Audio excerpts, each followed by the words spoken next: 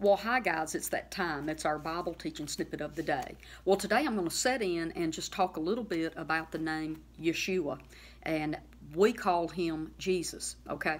I've been in doing a couple of three little teachings about the fact that Lucifer is a made-up name that was inserted into our Bibles, and in that teaching, I brought up the fact that Jesus, the way we know it, J-E-S-U-S, okay? And I wear t-shirts with Jesus on them all the time, guys, okay? And I've got stickers on my car, so there's no condemnation coming from this Bible teacher. But we know him as Jesus in our common English, but his actual Hebrew translation from the Hebrew directly to English would actually be Yeshua. And I would just want to talk to you a little bit about that, okay? Now, let me start with this. I've got my notes because I'm going to try to stay on point today, which I'm really good at just taking rabbit trails, I know, because everything that I teach has another layer under it, and it's just pulling back layers. Let me start by saying the reason that I really like to read and study Bibles from Jewish writers. Like I have the Jewish Bible, and I have the Kenneth Wuest New Testament and everything. So I really like to peel back layers, and I listen. I've taken some Jewish, we call it Jewish, which, by the way, Julie and I have been going back and forth, and I already know that's not really what they call themselves. It's really Judeans. And then the Samaritans were Jews. Okay, so it was the Samaritan Jews versus the Judean Jews. So it's the same bloodline people, really, from Abraham, but it's two different sets of people. Anyway, let me get back on point. I've studied, not as deep as many people have, but I do have this need and want to understand what's really being taught to us in our New Testament. Now, let me start by saying this, okay? At the time that Hebrew scriptures or manuscripts or scrolls, we can go back even further to scrolls, okay? Those were translated from the Hebrew to Greek, okay? And the English language did not exist, okay? So it went from Hebrew to Greek to English. And every time you move something from its original language to a different language and you don't go back to the original, now you've got things lost in translation because you went from Hebrew to Greek and then Greek to English. How we know that some of the things that's written in our New Testament or even the Old Testament is maybe a little less than perfectly translated from Hebrew to English is because now we can take the Hebrew and translate it from Hebrew directly over to English, and that helps the translations get a little more accurate. Let me read something to you that really kind of confused me and set me off to study the different ways that we say the name Jesus, okay? I'm over in Hebrews chapter 4, verse 8, and this is out of my expanded Bible. For if Joshua, and in parentheses it says Moses' successor who led God's people into the promised land. So if Joshua had led the people into that rest, God would not have spoken later about another day.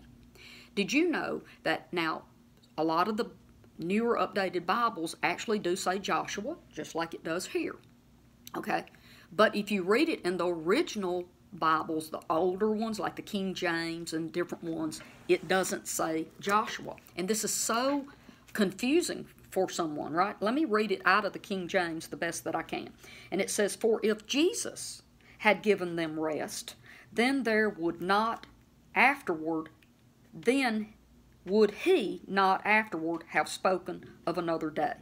I want to read it one more time because it's that reversed English that they use in the Shakespearean, all that old English stuff. Let me read it one more time so I can hit it a little better.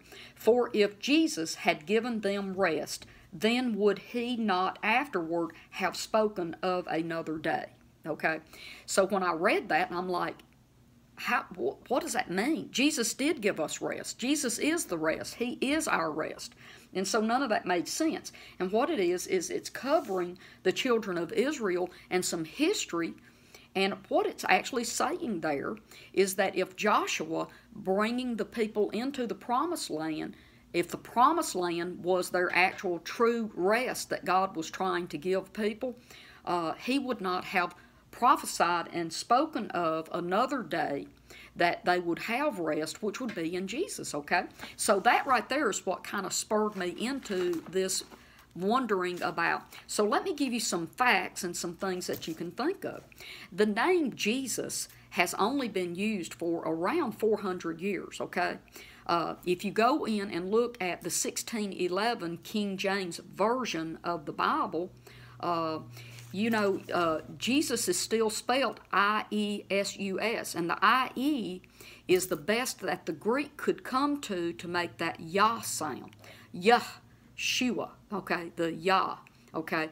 And in the original Hebrew writings, Yah is referring to God. It's a Y-A-H, Yah, okay. And Jesus is Yeshua. And so the best they could do from Hebrew to Greek is I, because the J didn't exist in that, okay? The J hasn't been around very long.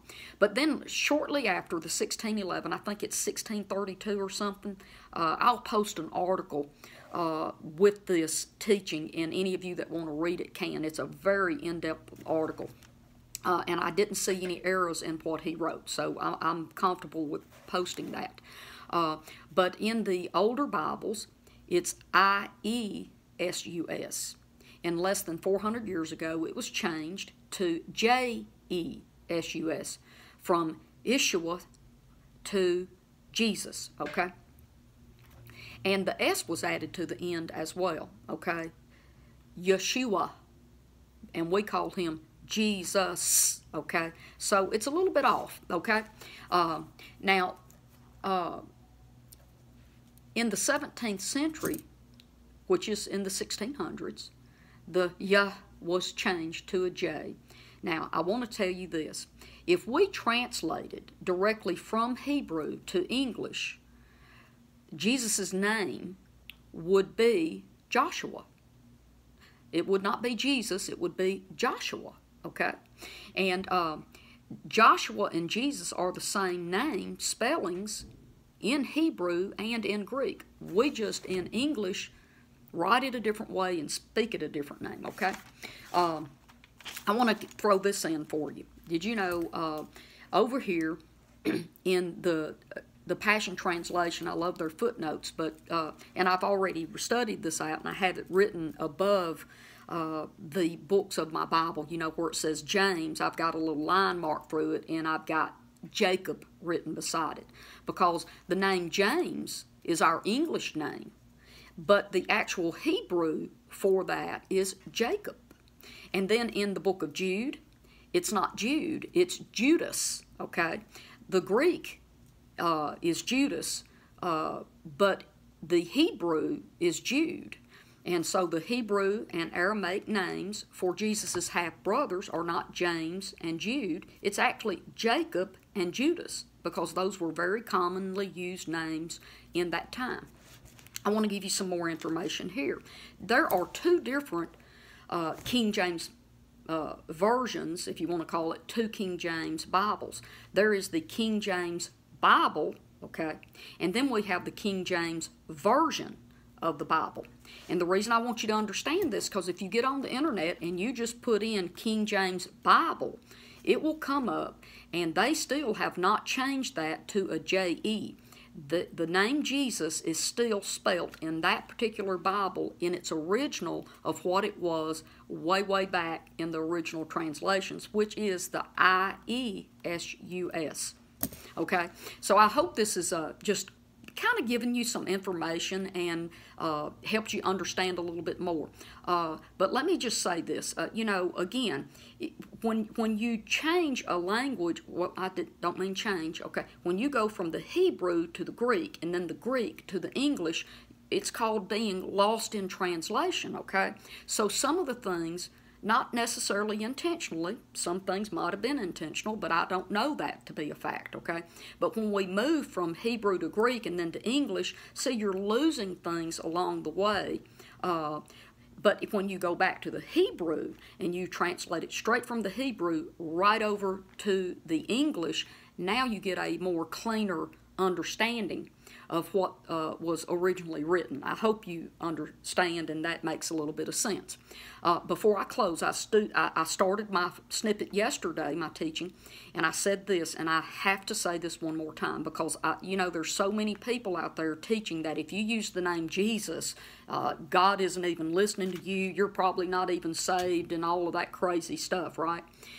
I do not want anyone to get under condemnation or guilt because they call Jesus by that name, Jesus, okay? I wear t-shirts that say Jesus on it. Hard to find t-shirts that say Yeshua, and so this is the thing you have to understand, okay? He answers our prayers according to the name that we know him of in our faith in him. Not his name. It's the faith that we have in him as the Son of God. And if you get his name a little bit wrong because somebody taught you wrong or mistranslated a Bible, he's not sitting there going, oh, well, we're not talking to her today, and mark you out. Absolutely not. Please don't let people get you under condemnation of that, okay? I pray in the name of Yeshua when I'm alone because I don't want to confuse people. But if I'm in public, look, I have laid hands on over 2,000 people for healing, and I always pray in the name of Jesus because that's the name that they know, that's the name they have faith in, and he has and will continue to answer our prayers in that name. We don't have to get all upset about any of this, guys, okay?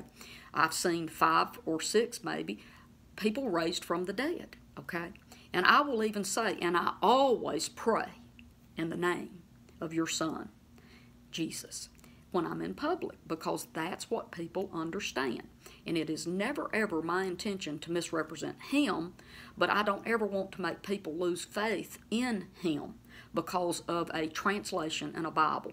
God doesn't work like that, and neither should us in leadership. We should just walk that walk out and be an example of his amazing love toward his creation and all people, okay? Well, listen, I'm going to hop off. I love you, and I will see you here on Monday, okay? Bye-bye.